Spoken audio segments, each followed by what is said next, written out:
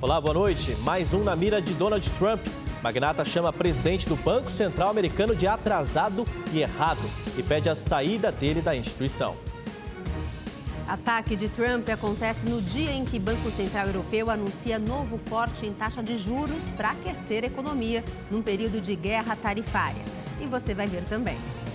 O governo lança programa gratuito para identificar e proteger animais de estimação. O Rede TV News revela os bastidores do tráfico de animais silvestres e mostra a facilidade que os criminosos têm de repassar os bichos para o mercado clandestino. Homem em situação de rua é brutalmente agredido por 6 pessoas no Rio de Janeiro. Grupo ainda é procurado pela polícia. Carro de deputado federal é alvo de pelo menos 6 tiros no Rio de Janeiro. Blindagem salva parlamentar.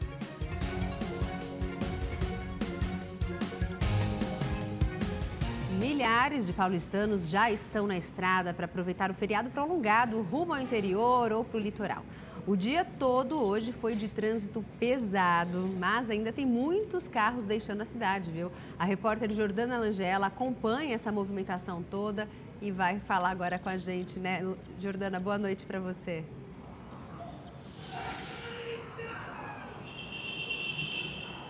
Boa noite, Gabi, William, boa noite a todos. Olha só, a gente está aqui na Ponte dos Remédios, em Osasco, onde é possível ver a Marginal Tietê branco e agora o trânsito já está bastante carregado por aqui. No final da tarde de hoje e comecinho da noite, nós também enfrentamos vários trajetos com trânsito bastante pesado aqui na capital paulista.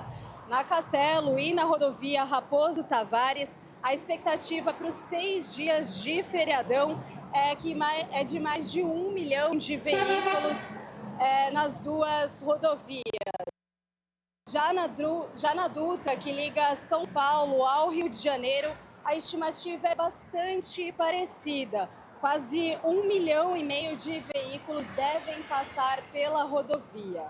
E para quem for para a Baixada Santista, pegar uma praia, aproveitar o feriadão, a expectativa também é de um fluxo alto de veículos durante os 2 dias. O sistema Anchieta Imigrantes deve implantar a operação Descida nesses 6 dias de feriadão.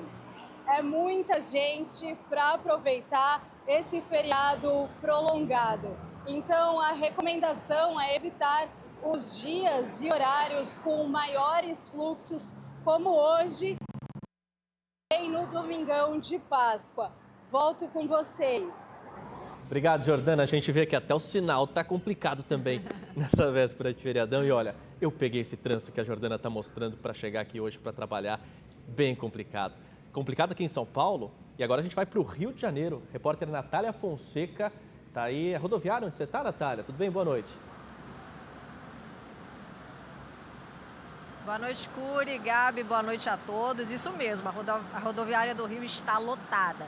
Quase 300 mil passageiros devem passar por aqui entre hoje e a próxima quinta-feira. Além da Semana Santa e do feriado de Tiradentes na segunda-feira, os cariocas contam com mais um feriado municipal no dia 23 de abril, quando é comemorado o Dia de São Jorge.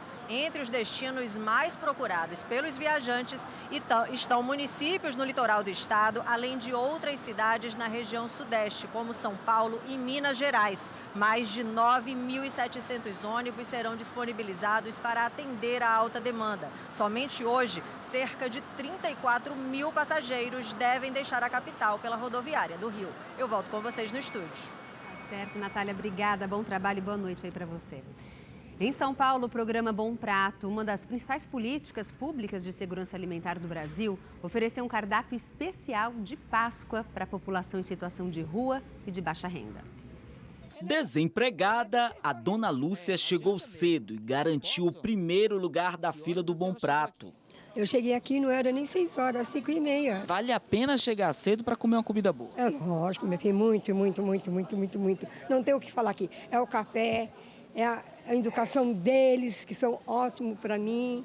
O aposentado Ciro estava ansioso pelo cardápio do dia. Bom, eu prefiro um franguinho assado, um peito de frango, sempre é bom, ele sempre faz no feriado, né? Mas tem peixe também, né, hoje. Enquanto a fila ia se formando do lado de fora, na cozinha, os funcionários corriam para deixar tudo pronto para o almoço especial. É um prazer, né? Na verdade é um prazer pra gente. Prazer pessoal, um prazer profissional. Você saber que sua profissão está trazendo alguma coisa em benefício das outras pessoas.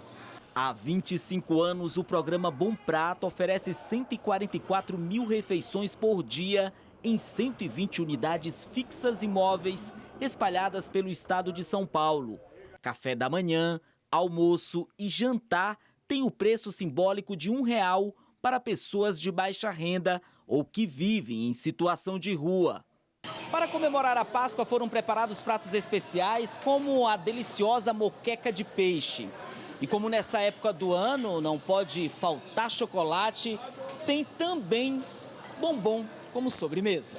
Eles chegam, eles reparam na decoração, ficam ansiosos durante a semana, perguntando, vai ser peixe? O que vai ter, né, de comida? Vai ser um prato especial? Então essa ansiedade dos clientes passa para nós também, porque a gente espera atender a expectativa deles. É emocionante. É emocionante, é. De verdade, emociona porque assim, muitos não têm essa refeição em casa. Né? Então, estão tendo essa refeição aqui, esse prato especial, né? Poder consumir o peixe, que é um prato que a maioria não consegue consumir em casa, né? Devido ao custo ser um pouco mais alto. Tava muito boa a comida, só tem que agradecer a Deus. Feliz Páscoa. Para você também, para sua família. E realizada na Quinta-feira Santa, a procissão do Fogaréu reúne fé e tradição. A cerimônia é encenada nas ruas da cidade de Caxias, no Maranhão, e retrata a prisão de Jesus Cristo no Monte das Oliveiras ao ser encontrado pelas tropas romanas. A procissão do Fogaréu, na cidade de Caxias, no Maranhão, é uma grande celebração religiosa e cultural que atrai moradores e turistas. Sempre inovar, sempre trazer alguma cena nova, seja uma coreografia, seja um ato, uma passagem da vida de Jesus, uns milagres. Patrimônio cultural e material do Maranhão, né, onde a gente recebe aí vários turistas também de outras cidades que vêm para acompanhar essa procissão. Uma das características dessa procissão são os farricocos, personagens que usam túnicas e capuzes pontiagudos. São eles que andam pelas ruas de Caxias utilizando tochas à procura de Jesus, seguido por centenas de fiéis. Aqui, a cena da captura de Jesus pelos soldados romanos é representada por um estandarte, um dos momentos mais emocionantes da noite.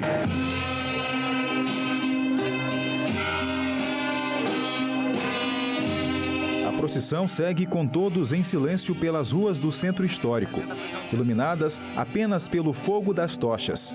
Tudo é acompanhado de perto por milhares de fiéis, nessa que é considerada a segunda maior procissão do Fogaréu do Brasil. É uma noite de fé, uma noite de importância para todos os católicos. Porque ele viveu por nós, né? Se sacrificou por nós. E o ensinamento que fica? Fé no nosso dia a dia, com a nossa família, a gente não pode desistir.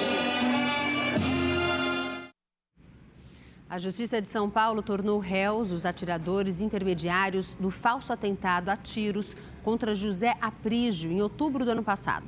Na época, ele era prefeito de Taboão da Serra, na região metropolitana, e disputava a reeleição. Os 5 acusados vão responder por 4 tentativas de homicídio qualificado, adulteração do veículo e associação criminosa. Um dos réus também acusado por lavagem de dinheiro. De acordo com as investigações, Gilmar de Jesus Santos e Odair Júnior de Santana foram contratados para simular o ataque ao prefeito José Aprígio. Os dois são apontados como os atiradores que usaram um fuzil AK-47 de origem russa para atacar o carro blindado onde estavam Aprígio, seu motorista, um produtor e um secretário municipal. 6 tiros perfuraram a lataria e vidro do veículo. O político foi atingido na clavícula e ombro esquerdo, mas sobreviveu ao atentado. Os outros 2 ocupantes do carro não se feriram. Para o Ministério Público, o objetivo era alavancar a candidatura de José Aprígio, que buscava a reeleição e havia tido menos votos do que o seu concorrente no primeiro turno. Em fevereiro, O MP e a Polícia Civil apreenderam R$300 mil na casa do ex-prefeito. Segundo a promotoria, os atiradores receberiam R$500 mil para executar o falso atentado. 2 dos réus estão presos preventivamente. Outros 3 continuam foragidos e são procurados. A polícia ainda apura quem é o mandante do crime. Rede TV News de volta e agora vamos saber como é que fica o tempo para todo o Brasil com Igor Silveira. Feriadão à vista, né, Igor? Isso mesmo. Boa noite, Gabi. Boa noite, William. Boa noite para você que está em casa. Pois é, o feriado batendo na porta e todo mundo quer saber como que vai ficar o tempo. Olha, o destaque durante todo o feriado fica para o centro-sul do país. Tudo isso por causa da chegada de uma frente fria que vai ser responsável pela previsão de chuva e uma alta polar que deve derrubar as temperaturas a partir do fim de semana. Amanhã ainda chove no Paraná, Santa Catarina e em grande parte do Rio Grande do Sul. No domingo, a frente fria ganha força e as temperaturas começam a cair. Em São Paulo, amanhã o sol aparece entre as nuvens, a máxima pode alcançar os 26 graus e tem previsão de chuva em pontos isolados. No sábado, 25 graus de máxima, no domingo cai para 21 e na segunda-feira, 22 graus. A semana começa bem gelada. No Rio de Janeiro, o tempo fica abafado por lá, as máximas alcançam 32 graus e tem previsão de chuva no período da noite. Agora no sábado 33 graus, no domingo cai para 27 e na segunda-feira 29 graus de máxima. Em Belo Horizonte, Vitória do Espírito Santo também tem previsão de chuva durante todo o feriado. Agora no sul da Bahia também deve chover em pontos isolados amanhã no período da tarde. No interior nordestino, dia quente e ensolarado e não tem previsão de chuva por lá. As temperaturas devem alcançar 30 graus amanhã em Salvador. Na região norte, 34 graus de máxima e com chuva no período da tarde. No sul do país, 29 graus amanhã e no sábado, por causa da frente fria, a temperatura cai bastante e não deve passar dos 23 graus. Bom feriado para todo mundo.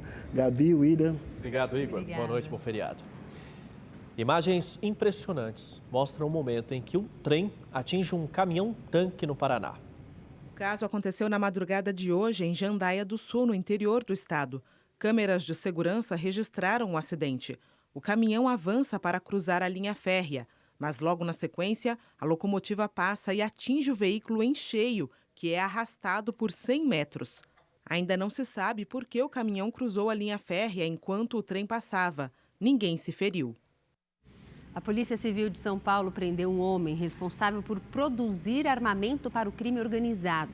Segundo o DEIC, o Departamento Estadual de Investigações Criminais, o suspeito, de 42 anos, transformava o equipamento de airsoft em armas reais.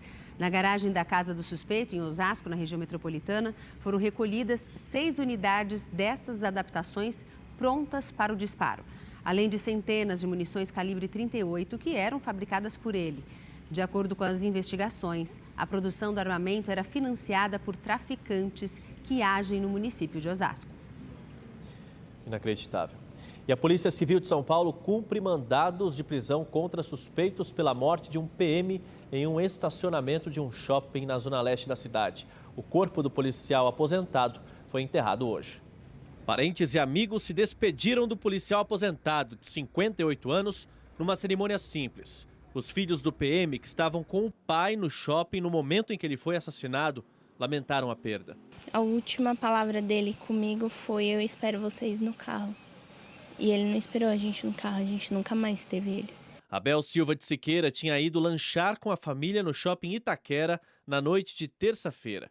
O policial aposentado voltou até o carro para pegar a carteira que havia esquecido. Nesse momento, foi atropelado 2 vezes pelo mesmo carro. A polícia não identificou o atropelador, mas sabe que o dono do veículo é o pai de um jovem morto em uma briga de trânsito em março do ano passado, envolvendo Abel. Os parentes do jovem reuniram imagens de mais de 70 câmeras de segurança de avenidas do bairro para traçar os passos do policial atirador, que acabou preso pelo crime, mas liberado pela justiça. A polícia investiga a morte do PM como vingança. Muitas pessoas ficam falando olho por olho, dente por dente, mas a única pessoa que tem que fazer a justiça realmente é Deus. Com a ajuda da Polícia Militar, a Polícia Civil, a gente vai encontrar esses caras que fizeram isso com meu pai e a justiça será feita. A Polícia Civil do Mato Grosso deflagrou uma operação contra o crime organizado.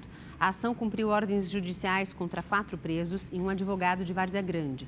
Segundo as investigações, o advogado era integrante ativo de uma facção criminosa. Entre as atividades suspeitas estão a venda de armas e a intermediação de resgate de drogas apreendidas. E uma câmera de segurança registrou um ataque covarde em Teresópolis, no Rio de Janeiro. 6 rapazes foram flagrados agredindo um homem em situação de rua com socos e chutes. O espancamento só termina quando um veículo se aproxima do grupo. A vítima ficou desacordada. Os moradores chamaram pelo SAMU, que levou o homem até o hospital. Não há informações sobre o estado de saúde dele. A polícia vai usar as imagens na tentativa de identificar os agressores. Simples como mandar uma mensagem por WhatsApp. Nas últimas semanas, eu me infiltrei em grupos que promovem a venda ilegal de animais ameaçados de extinção. Uma conversa rápida é o bastante para que o traficante ofereça um macaco raro, roubado de uma reserva ambiental na Amazônia. Pois é, o que você vai ver agora na reportagem especial que o Rede TV News preparou é só a ponta de um iceberg de um mercado que está acabando com a nossa biodiversidade.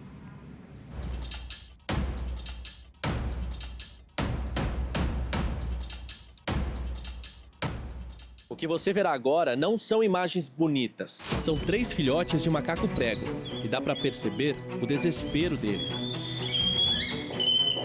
Feira do Rolo da Vila Mara, zona leste de São Paulo. Em meio a frutas, roupas, ferramentas, vara de pesca, eu encontro pessoas vendendo passarinhos. Ó, ele não tem desse aqui, ó. Isso aí, isso é da Bahia. Ele só tem natural da Bahia. Ele não é daqui de São Paulo, isso aqui? E quanto tempo que ele tem? Esse aí tem 2 meses.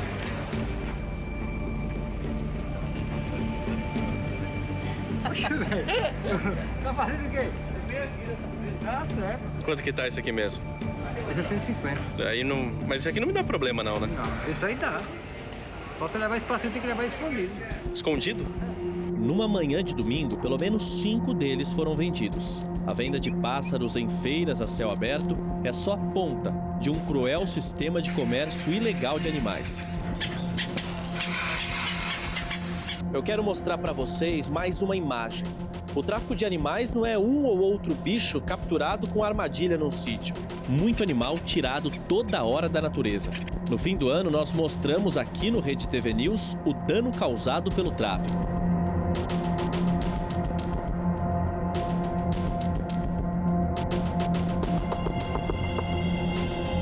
Agora vamos a fundo, entender como esse esquema acontece.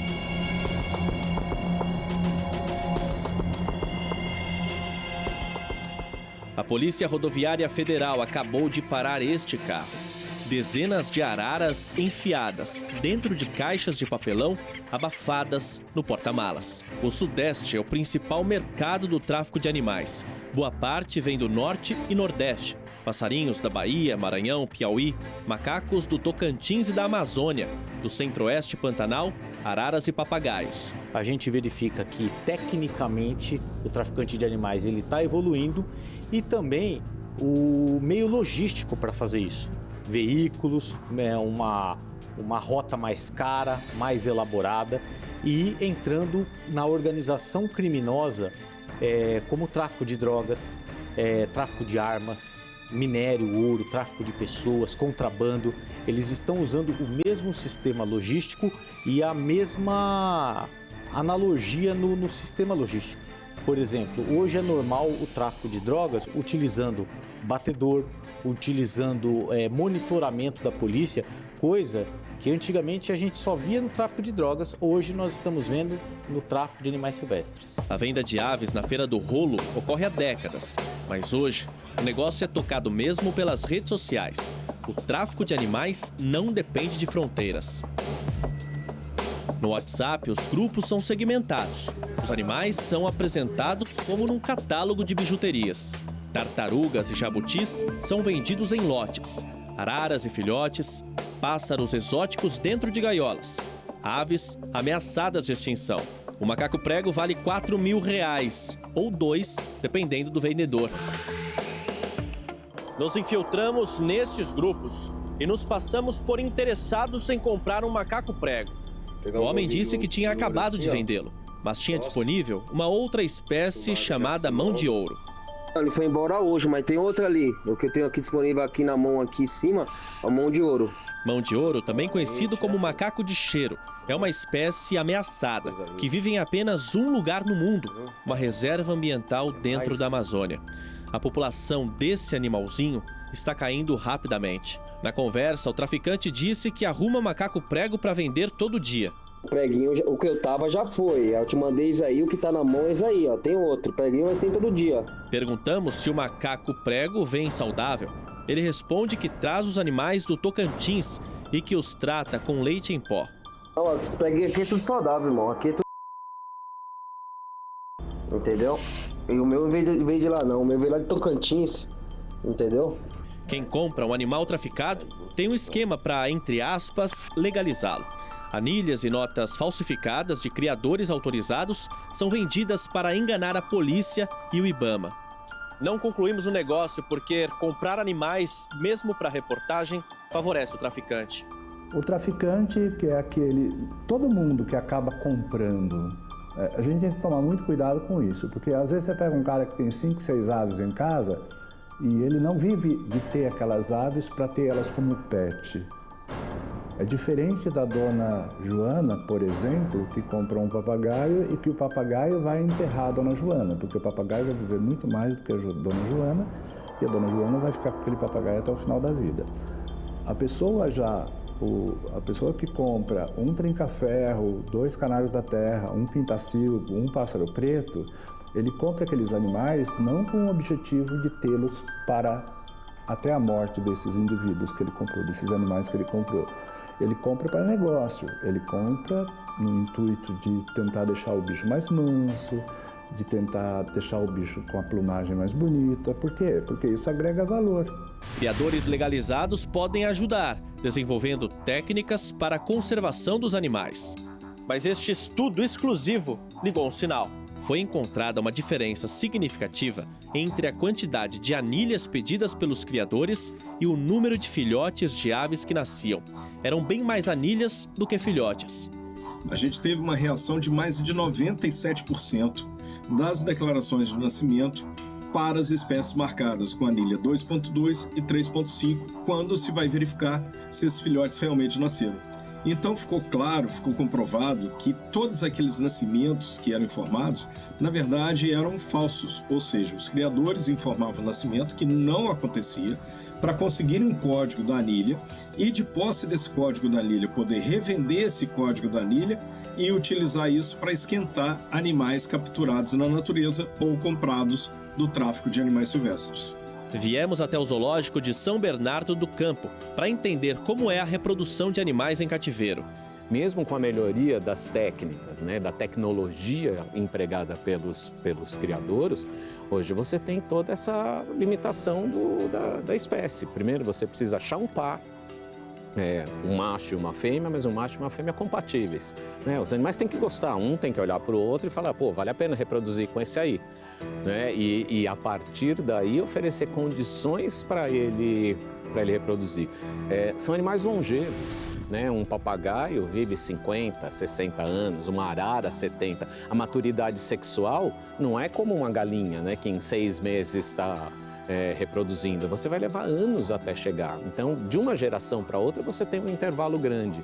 E isso cria uma série de limitações. Não dá para você inundar o mercado com 2 casais de papagaio. E mesmo na natureza, esses animais não têm um sucesso absurdo na reprodução. Então, tem espécies, por exemplo, que você tem uma taxa de mortalidade de 50% da ninhada ou dos filhotes, em que esse animal reproduz uma vez por ano ou às vezes a cada 2 anos. Então, se isso é tão difícil na natureza, por que em cativeiro seria tão diferente? É lógico, você vai dar condições melhores, mas é bem complicado. Por exemplo, os papagaios chauás que reproduziram aqui, eles reproduziram um ano retrasado. Esse ano passado, a gente viu o comportamento de reprodução, proteção de ninho, mas não teve ovo.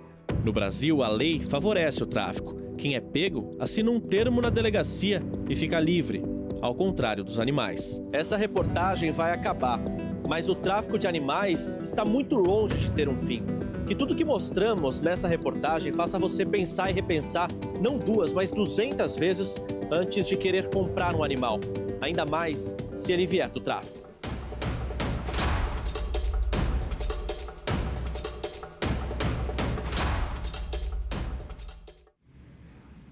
O presidente Lula assinou um decreto que cria um sistema de proteção para cães e gatos e o Cadastro Nacional de Animais Domésticos.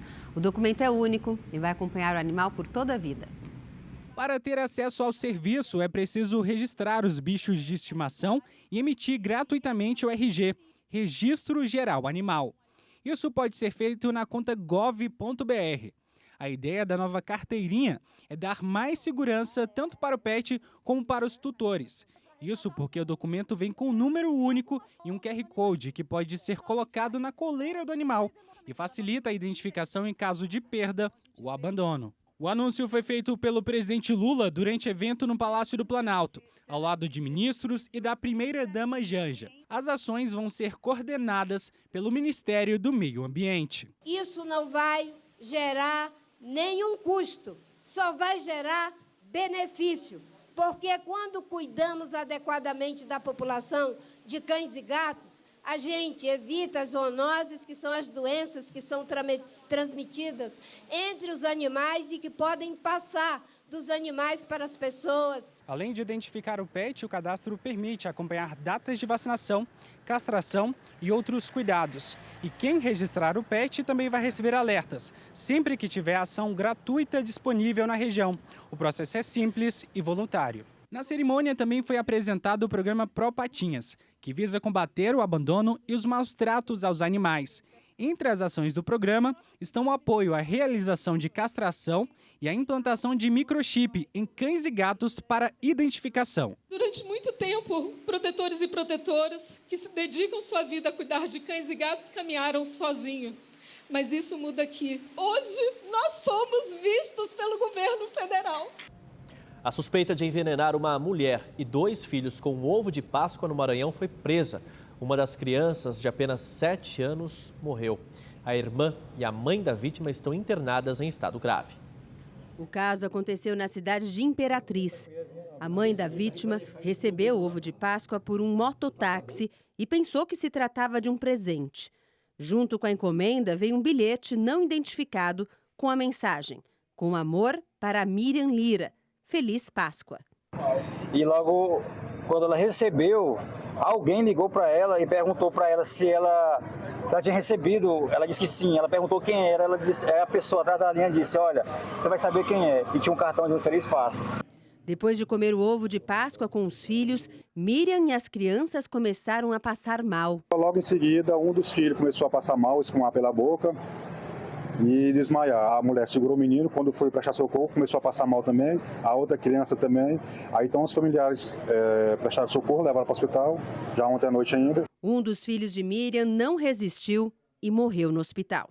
A outra criança e a mãe continuam internadas na unidade de terapia intensiva. A Polícia Civil investiga se o ovo de Páscoa estava realmente envenenado. O deputado federal Sargento Portugal teve o carro alvejado por tiros de fuzil quando chegava na inauguração de um projeto social na favela de Antares, na zona oeste do Rio de Janeiro. O veículo foi perseguido, mas como era blindado, ninguém se feriu. O controle da região é disputado por traficantes e milicianos. A polícia investiga se foi um atentado ou uma tentativa de roubo. Vamos ouvir o relato do deputado. Vim entregar um projeto social e parar numa ponte ali, me deparei com 2 elementos com fuzil. E a nossa reação foi virar para a esquerda e começou a levarmos tiro o tempo todo. Não foi troca de tiro, não troquei tiro com ninguém. Mas o carro estava sendo alvejado o tempo todo e a reação foi sair de dentro da comunidade o mais rápido possível, um veículo perseguindo o meu carro e efetuando disparo. Tanto que furou o pneu, quebrou a roda, furou o carro todo, tem mais de 10 disparos no carro. Entendeu? Não consigo entender, não tem explicação para isso. No Rio de Janeiro você vem entregar um projeto social numa comunidade e você de repente está dentro de uma área de conflito, entendeu? Em facções brigando, que a gente fica no meio, entendeu? Nem todo mundo tem uma parada para andar de carro blindado. E foi publicada hoje no Diário Oficial da União a medida provisória que destina 27 milhões de reais para reforçar a segurança no prédio do Supremo Tribunal Federal. O dinheiro vai permitir a nomeação de novos agentes da Polícia Judicial e a compra de equipamentos como câmeras e drones.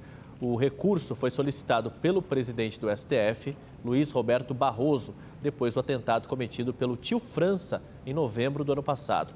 Além disso, o prédio do STF foi o que sofreu maior prejuízo com os atos golpistas e de vandalismo de 8 de janeiro de 2023, um total de 12 milhões de reais. No programa É Notícia desta noite, a jornalista Beatriz Bula conversa com Marco Aurélio de Carvalho, advogado e coordenador do grupo Prerrogativas. Na entrevista, ele comentou o posicionamento dos deputados em relação à anistia e defende que essa discussão seja feita no âmbito do Supremo Tribunal Federal. Qual deve ser a posição do governo com relação a esses partidos que hoje possuem integrantes que foram favoráveis a esse protocolo de pedido de urgência do projeto na Câmara? Acho que tem que ser a posição mais dura possível. Nós temos que pressionar o governo para que o governo pressione a base aliada para impedir qualquer tipo de adesão circunstancial a essa medida que é, como eu disse e repito, um escândalo. No âmbito do próprio Supremo Tribunal Federal, onde ainda tramitam esses processos. Não existe espaço para uma revisão de uma pena por parte do Parlamento. Isso é um desrespeito flagrante à independência e autonomia dos poderes. Eu ouço muita gente dizer que, olha, nós precisamos dialogar com a direita civilizada, existe uma alternativa à direita civilizada. Não, não existe. A direita civilizada está governando com o presidente Lula e está no governo do presidente Lula. O advogado Marco Aurélio de Carvalho falou também sobre a alta da inflação e a queda na popularidade do presidente Lula. A população talvez esteja sentindo de uma forma mais efetiva, né, o resultado dessa inflação dos alimentos que você sente no bolso, né? E para além disso, o país segue dividido pela intolerância e pelo ódio. É uma disputa eterna de projetos, de visões de mundo. Nós temos que ser mais efetivos na comunicação com a população. Números e resultados para isso nós temos. Nós somos os favoritos para as eleições de 2026. Faremos um apelo para que o presidente Lula se candidate novamente e vamos vencer as eleições, porque nós temos um legado do qual todos nós podemos nos orgulhar. Então, essa dificuldade circunstancial, veja, isso é um termômetro, está medindo a temperatura de agora. Nós temos muito tempo para a eleição, muita coisa pode acontecer. Isso é uma fotografia, mas nós estamos vivendo um filme, uma série. Analisando as eleições de 2026, o coordenador do grupo Prerrogativas disse que o presidente Lula é a única liderança capaz de reconstruir o país que está dividido por intolerância e ódio. A gente não vê um nome capaz de aglutinar tantas forças como o dele conseguiu em 22 e talvez consiga em 26. Ele sabe que o país segue dividido pela intolerância e pelo ódio. E ele sabe que ele é a única liderança política capaz de reconstruir esse país tão dividido pela intolerância e pelo ódio. Não existe hoje no Brasil nenhuma outra liderança política capaz de aglutinar as forças democráticas necessárias e suficientes para disputar e vencer as próximas eleições de 2026. O programa É Notícia vai ao ar hoje às 11h45 da noite. Não perca.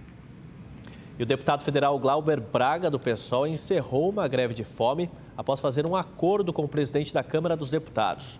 Hugo Mota se comprometeu em não pautar o pedido de cassação do parlamentar no plenário em menos de 60 dias para que ele tenha mais tempo para se defender. Glauber Braga estava sem comer e dormia na Câmara desde quarta-feira da semana passada, quando o Conselho de Ética aprovou um pedido de cassação do mandato dele por expulsar a chutes da Câmara um integrante do MBL. 2 estudantes negros de uma escola particular da capital paulista dizem que foram vítimas de racismo por seguranças do shopping Pátio Higienópolis. O caso aconteceu ontem, logo depois da aula. Este vídeo mostra amigos dos jovens questionando a abordagem da segurança. O que eu acho engraçado, senhor Cleber, é que sempre que acontece o ato de perguntar se alguém está pedindo, se está perseguindo alguém, sempre uma pessoa negra. Os adolescentes vieram aqui no shopping para comemorar um projeto sobre educação antirracista feito por eles na escola particular onde estudam aqui perto. Foi quando, durante o almoço, na praça de alimentação, uma segurança perguntou para uma colega branca deles se eles estavam a incomodando ou pedindo dinheiro. Leni Mercedes, que é mãe de uma das vítimas, conta que a filha ficou muito abalada. A menina se sentiu culpada pelo ato de racismo.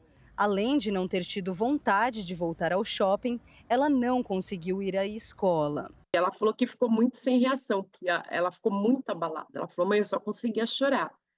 Então, assim, o que a gente fez aqui em casa foi acolher apoiar. Hoje ela pediu para não ir para a escola, porque ela falou, mãe, eu não tenho condições, todo mundo vai ficar me perguntando, eu vou ficar só chorando, então eu prefiro ficar em casa.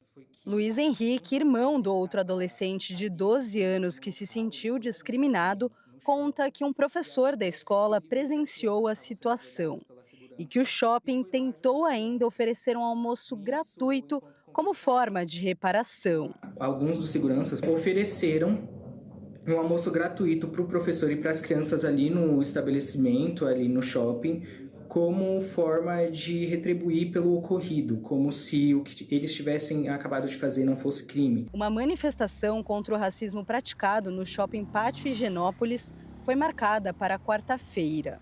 A gente já havia problematizado com eles a questão de que o shopping é um território de conflito racial. Primeira instância que eles fizeram foi denunciar para a segurança, que era sim um ato racista, e a segurança, mais uma vez, quis justificar como ela também era uma pessoa de pele escura e que ela não estava fazendo um ato racista, e eles atiraram daquele lugar, problematizando no sentido, nós não estamos falando de você, nós estamos falando do ato em si. E se minha filha tivesse em situação de vulnerabilidade, tivesse pedindo dinheiro lá no shopping, ela ia ser arrancada do shopping pelo braço, então também não é certo, né?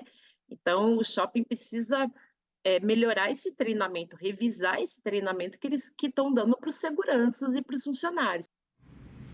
Em nota, o Shopping Pátio Higienópolis lamentou o ocorrido, disse que está em contato com a família e que o ato não reflete os valores do shopping. Afirmou ainda que vai reforçar o treinamento de funcionários. E no Rio de Janeiro, adolescentes vestindo uniformes da Rede Municipal de Educação foram flagrados depredando ônibus e cometendo crimes na zona norte da cidade. Eles saem da escola em bando e aterrorizam moradores do Meier e do Engenho de Dentro, na zona norte do Rio. Celular eu já não ando com celular na rua, quase não ando. Dinheiro também quase não ando. Imagens de câmeras de segurança mostram mais de 40 adolescentes uniformizados passando em frente a uma papelaria. Parte do grupo invade o estabelecimento e, após o assalto, foge do local correndo. Menos de uma hora depois, uma mulher sai de um prédio com o celular na mão e é abordada pelo grupo. 2 integrantes puxam o aparelho da mão dela e empurram a vítima, que cai em cima de um vaso de planta. Cerca de 10 minutos depois, um rapaz é roubado e agredido pelo bando em uma calçada. É absurdo. Crianças, pô, e uniformizadas ainda por cima. E não é só menina, meninas também, então tá coisa de louco. Adriele trabalha em um supermercado no Engenho de Dentro e está com medo de ser vítima do grupo. Eu vou evitar pegar ônibus aqui então e vou pegar mais perto do trabalho. Vou olhar mais atento, escondendo todos os pertences, né? Com medo. De acordo com informações do programa Segurança Presente, o grupo é composto por alunos de uma escola municipal da região. O caso está sendo investigado pela Polícia Civil, que analisa as imagens para responsabilizar os envolvidos. 7 menores foram apreendidos pela polícia. Com um deles, os agentes encontraram um celular roubado. A mãe de uma estudante da unidade chegou a discutir com uma das suspeitas. Eu vi o moleque, eu vi quem foi o moleque. Os adolescentes foram encaminhados para uma delegacia e, após registro da ocorrência, foram liberados. Vai por lado, para trás, para ver se não tem ninguém atrás. Se ele está na escola, estão roubando aí os outros. Que absurdo. Um policial militar aposentado trocou tiros com um bandido durante um assalto na porta de uma escola em Osasco, na Grande São Paulo. Imagens de câmeras de segurança de um condomínio em frente à escola registraram a ação. O criminoso, disfarçado de entregador, passa de moto e percebe o veículo estacionado. Dentro do carro de luxo estava o policial da reserva de 64 anos. Ele aguardava o filho sair do colégio. O bandido para a motocicleta na calçada, desce, vai em direção à vítima e anuncia o roubo. O PM entrega a carteira, o relógio, o celular e espera por uma distração do bandido. Quando o ladrão retorna para pegar a motocicleta, o agente saca uma arma e atira. O bandido reage e mais tiros são disparados, inclusive em direção à escola. O confronto aconteceu minutos antes da saída dos alunos, mas ninguém ficou ferido. O criminoso conseguiu fugir. A polícia vai usar agora as imagens na tentativa de identificar e prender o criminoso. Estamos de volta. O diretor-geral da ABIN, Agência Brasileira de Inteligência, Luiz Fernando Correia, e o ex-diretor adjunto do órgão, Alessandro Moretti, prestaram depoimento à Polícia Federal em Brasília. Os depoimentos duraram mais de 5 horas. Correia já deixou a sede da PF. Eles foram ouvidos na investigação que apura um esquema de espionagem ilegal durante o governo de Jair Bolsonaro, que ficou conhecido como ABIN Paralela. A polícia também quer esclarecer a suposta espionagem feita por agentes da ABIN contra autoridades paraguaias durante as negociações de tarifas da usina hidrelétrica de Itaipu.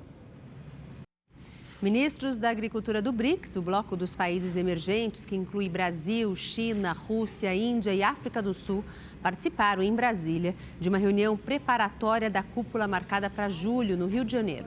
O encontro serviu para definir acordos que vão ampliar os negócios entre os integrantes do grupo e definir ações conjuntas para o enfrentamento dos desafios agrícolas com práticas sustentáveis. Os países se comprometeram em promover políticas públicas para reduzir a insegurança alimentar e combater a fome. O Rede TV News fica por aqui. Obrigada pela sua companhia. Até amanhã. Obrigado pela companhia. Bom feriado.